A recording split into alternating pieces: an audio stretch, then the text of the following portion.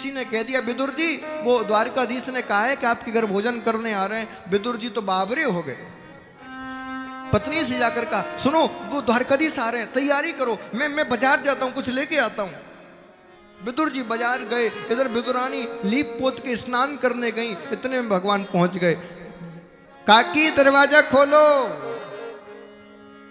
नाम सुनते ही काकी मुख से इतनी बावरी हो गई, इतनी बावरी हो गई, वस्त्र पहनना भी भूल गई, दौड़ पड़ी कृष्ण से मिलने के लिए। भगवान देख अरे बावरी है गई ये काकी, अपनी पीतांबर ली काकी को उड़ा दे।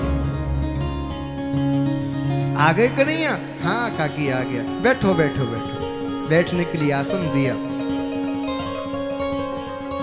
काकी हाँ लाला बोल। बहुत भूख लगी है।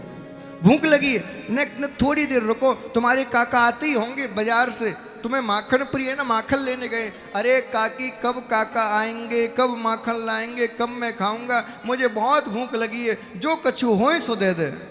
लाला कछु ना आए घर में? कछु तो होगा ना लाला, कछु ना आए, कुछ तो होगा, ठंडा बासा कुछ नहीं है। देखो तो सही। बाहर गई तो कच्चे केले लगे थे, कच्चे तोड़ के लाई। लाला ये कच्चे केले यही खिलाओ काकी।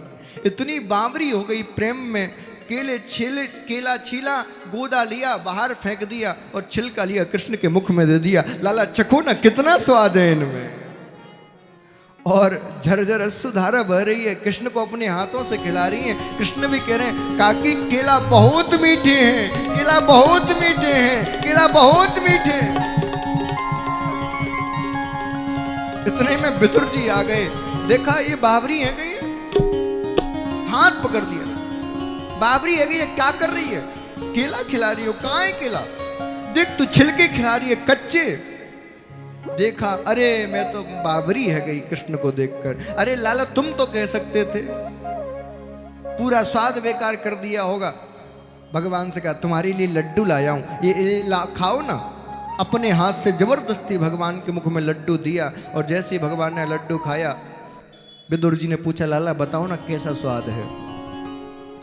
भगवान ने कहा काका बुरा मत मानना, लेकिन सत्य कहूं जो स्वाद मुझे काकी के छिलके खाने में आ रहा था वो तुम्हारे लड्डू में नहीं आ रहा काका, लड्डू में नहीं आ रहा। जो स्वाद मुझे काकी के हाथ से छिलके खाने में। काका मैं आपको हृदय की बात बता रहा हूं, सतयुग से और द्वापर तक मैं 3 बार तृप्त हुआ हूं। पहली बार जब उस बिलनी ने मुझे राम अवतार में झूठे वेर खिलाए थे तब मुझे तृप्ति हुई। दूसरी बार उस मित्र ने मुझे द्वारिका में वो टूटे तंदुल खिलाए थे चावल, तब उस सुदामा के चावल से तृप्ति हुई। और तीसरी बार आज जब मेरी काकी ने मुझे छिलके खिलाए तब मुझे तृप्ति हुई। आज तक मेरी और कभी तृप्ति नहीं हुई। हृदय से लगा लिया काका मुझे नींद भी बहुत आ रही है। विदुर जी रोने लगे, प्रभु क्यों परीक्षा लेते हो? जानते हो मैं राज्य से निकाल दिया गया हूं, मेरे पास आपके लिए रेशम का वस्त्र नहीं है बिछाने के लिए, मेरे पास सोने चांदी के तख्त नहीं है आपको सुलाने के लिए, मेरे पास मखमल का गद्दा नहीं है आपको लिटाने के लिए, मेरे पास वो चंवर नहीं है आपकी हवा करने के लिए। आप परीक्षा ले रहे हो मेरी, मेरे पास कोई व्यवस्था नहीं है आपको सुलाने के लिए और आप कह रहे हो नींद आ रही है। भगवान ने हृदय से लगाया और कहा काका तुम्हें याद है जब मैं छोटो सो तब मैं हारा थका आता था, आप अपनी गोदी में मेरा सिर रखकर मुझे सुलाते थे।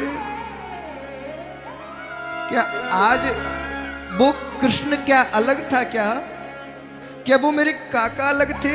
क्या वो प्रेम तुम्हारे अंदर नहीं रहा? इतना जैसे ही का हृदय से लगा लिया।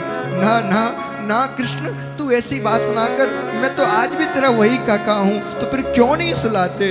अरे काका हृदय की बात बताऊं, मैं भी उन रेशम और मखमल की गत्तों पर सो कर थक गया हूं, मुझे भी अपनी गोद में सुला लो। ये ब्रह्म भी आज आराम करना चाहता है भक्त की गोद में, क्योंकि ब्रह्म को भी शांति भक्त की गोद में ही मिलती है। और जैसे इतना का तुरंत कृष्ण आज काका विदुर की गोद में लेट गए, महाराज लेट गए। ये है प्रेम, ये है प्रेम की पराकाष्ठा। लेकिन याद रखो, नारायण किसकी गोद में लेटे हैं? विदुर की में। और विदुर कौन है? साक्षात धर्म का अवतार, यानी कि कृष्ण को भी यदि कोई शांति दे सकता है तो धर्म ही दे सकता है।